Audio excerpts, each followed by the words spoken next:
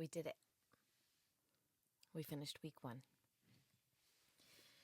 We spent this time excavating the ground and preparing a way for the Lord to come into those areas of our life that we needed to surrender, that we needed to remove, that we needed to purge from our lives.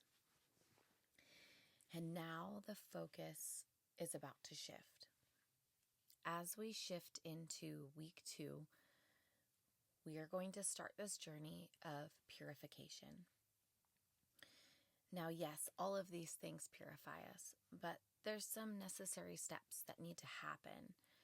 When the ground has been excavated, when roots have been pulled up, when strongholds have been pulled down, we now need to go into those places and fill them with holiness. The Lord is going to start to place a foundation where those empty places are. That is going to be a solid place for Him to build upon. So going into this next week, I want you to allow the King to come in. Everybody has been so wonderful in the group and sharing recipes and things, and all of those practical things, they matter, and it makes things easier to have that community. But we have to remember that when we fast, we are to fast and pray. We are to seek His face and go after the things of God. Now, maybe you're feeling like this purge wasn't quite successful, and that's okay. We're going to continue these fasts throughout the year. But this week, I want you to begin to shift your focus. Let us now allow the King to come in. And now the only way we can allow the King to come in is if we are spending time in our secret place with Him. Even if it's just a few minutes.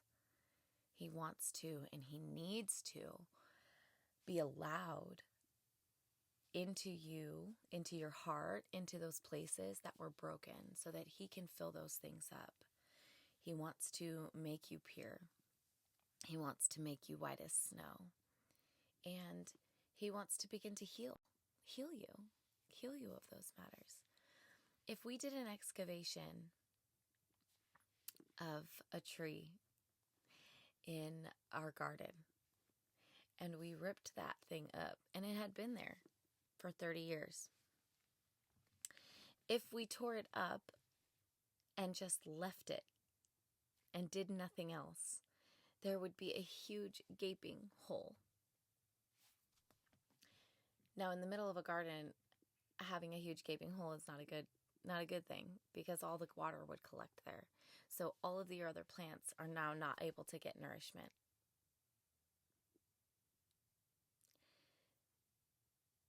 So when we have removed something that has had deep roots in our life, it is so very important that we now fill that with good soil so that the Lord can begin to plant in that area as well. Because leaving that will begin to steal from other places in our life, from other places that were flourishing. So let us fill ourselves this week. Let us seek after His face. And let us just be found in His presence. Let us be found in His presence. The Lord is looking. He is scouring the earth, looking for those who will worship Him in spirit and in truth. This is an act of worship. We are reframing our thinking as an act of worship. We are becoming pure in this area of our life as an act of worship. When I first started this fast, I couldn't say that I was excited. And it wasn't because I was making humongous changes to the way that I eat. It wasn't the food. I felt a heavy responsibility to walk through these steps and be as I am teaching. And with all of these women's lives that the Lord has placed in my sphere of influence, I felt a heavy responsibility last week to go through each of these steps and purge and remove and excavate. And this week, what felt heavy has lifted through this fast, and I am filled with an immense amount of joy this morning. I am excited. And I believe that that is how a lot of us have been feeling, is an immense amount of responsibility for the people in our sphere of influence, because this is such an overlooked area, and it is so very important that we begin and we continue to reframe the way we think about food and begin to see what God originally intended for us. And a lot of times, I'm a mom of 4, therefore I'm a wife, and me reframing my thinking has now changed the course of my children's future. Let that sink in for a second. If you're a mama with babies, you have generational things that were probably taught to you one way or another in this area that need to be cut off, uprooted, and replaced, right? Now your children and your children's children no longer have to fight this battle because you did. Ooh, girl, I feel the Holy Spirit all over that. So now, and not only just your children, but your sphere, I want you to take a look around. Who is going to be affected by this? By you taking a stand in an area that is completely overlooked in our world and in our church?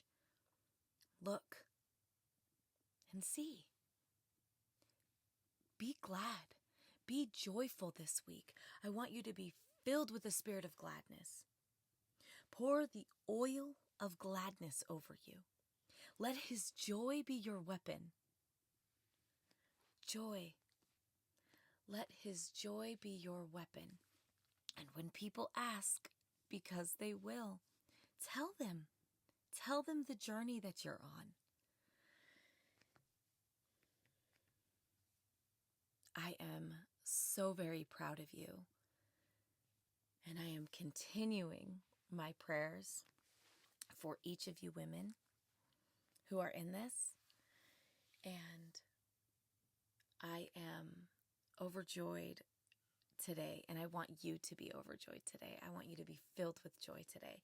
That is the statement of the day. As you begin to go through this purifying, this week of purity, I want you to be filled with joy.